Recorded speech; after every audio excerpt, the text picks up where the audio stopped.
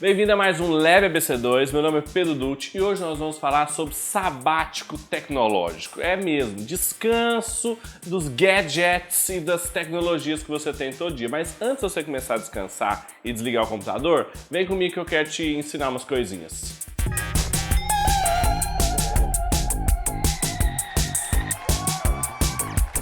Nas formas da gente lidar com a tecnologia existem várias correntes. Existem aqueles mais pessimistas quanto aos potenciais da tecnologia e existem aqueles mais otimistas que acham que a tecnologia sempre só traz contribuições e coisas boas. E o cristão ele acaba tendo que se decidir entre qual âmbito ele vai se posicionar. E geralmente os cristãos são mais críticos, primeiro porque eles sabem dos potenciais efeitos da queda, mesmo na tecnologia.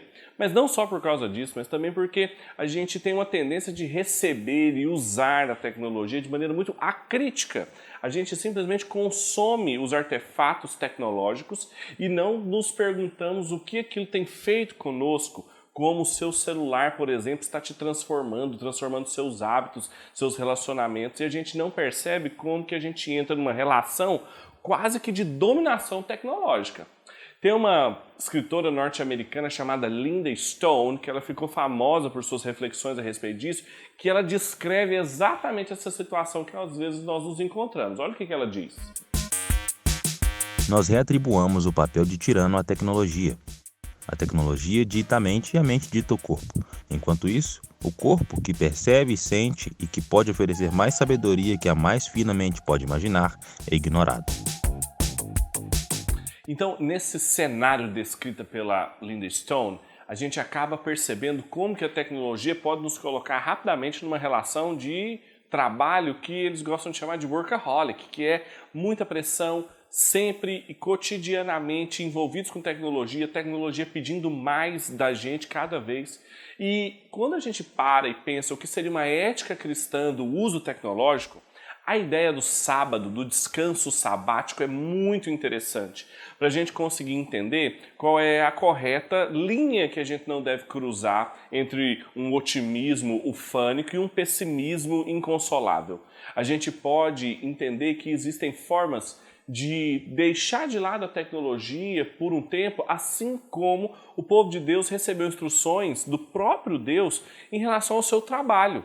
A gente também pode entrar nessa ideia de um sabático tecnológico. Só que muitas pessoas têm uma ideia equivocada do sabático. Elas acham que é um tempo assim triste, sem nada para fazer, principalmente com a tecnologia. Já pensou você cortar o Wi-Fi da sua casa durante 4 horas, propositalmente? As pessoas podem ficar desesperadas, pensando o que eu vou fazer nessas 4 horas. Só que essa é uma visão pequena do sábado, e essa é uma visão pequena do que Deus esperava do seu povo quando eles estavam descansando. Os cristãos da ciência trabalham muito, mas a gente precisa também ter uma visão robusta de descanso. Eu fui procurar e uma das melhores compreensões veio de um rabino conhecido, que é o Abraham Heschel, e ele apresenta uma visão muito interessante sobre o sábado. Olha o que ele fala do descanso sabático. Observar o sétimo dia não significa apenas obedecer ou se conformar à rigidez de um mandamento divino. Observar é celebrar a criação do mundo e recriar o sétimo dia todo de novo, a majestade de santidade no tempo, um dia de descanso, um dia de liberdade. Essa visão sobre o trabalho e sobre o descanso é muito importante e um não pode ser compreendido sem o outro. O sábado sempre funcionou para o povo de Deus como uma lembrança. Para eles se lembrarem que da mesma forma como Deus trabalhou, criando todas as coisas em 6 dias e no sábado ele descansou, o ser humano também, apesar do trabalho ser nobre para ele, porque é um dos meios através dos quais ele se mostra corregente com Deus, criativo, subjugando a criação, o sabático também nos mostra que nós não fomos feitos para o trabalho. Apesar dele ser útil e nobre, ele não é a principal razão das nossas vidas, que na verdade Deus é a principal razão das nossas vidas, e quando nós nos concentramos totalmente durante um período em Deus, inclusive livrando-se das tecnologias, nós estamos dizendo isso para todo mundo e para nós mesmos. Nós somos mais do que a nossa tecnologia, nós somos mais do que as nossas atividades, a rede social, a internet. E isso precisa ficar claro para nós. A gente precisa mudar de maneira muito prática algumas formas que a gente consome e utiliza a tecnologia.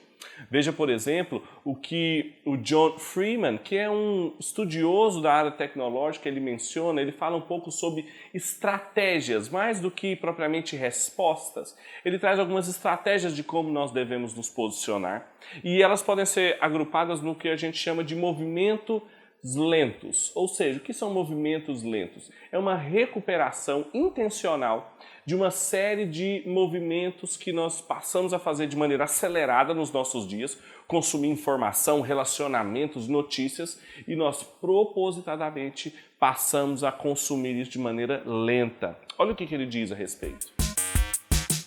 A velocidade com que fazemos as coisas, qualquer coisa, muda a nossa experiência. Palavras e comunicação não são imunes a essa verdade fundamental. Quanto mais rápido falamos e batemos papo e digitamos através de ferramentas como e-mail e mensagem de texto, mais a nossa comunicação se parecerá com uma viagem em grande velocidade. Sendo jogados de um lado para o outro, enjoados pelos constantes ajustes oculares e musculares que nosso corpo precisa fazer para acompanhar, vivemos em um constante estado de jet lag digital. Vejam que nem a Linda Stone, nem o John Freeman, eles propõem que a gente abandone a tecnologia. Seria um contrassenso eu estar falando aqui para você com uma tela, um microfone e a internet, mandando você abandonar a tecnologia. Mas eles falam do necessário ajuste fino que é preciso ter com os usos que nós fazemos da tecnologia e de todos os aparelhos e instrumentos que estão ao nosso uso, para que a gente crie novos ritmos na nossa vida. A gente, sem perceber, a tecnologia foi colocando ritmos na nossa vida que às vezes são contrários ao reino de Deus. Eles não fazem parte da vida, da liturgia de vida de um discípulo de Cristo, vivendo as coisas o tempo todo conectado, 100% trabalhando no F5, apertado a todo momento.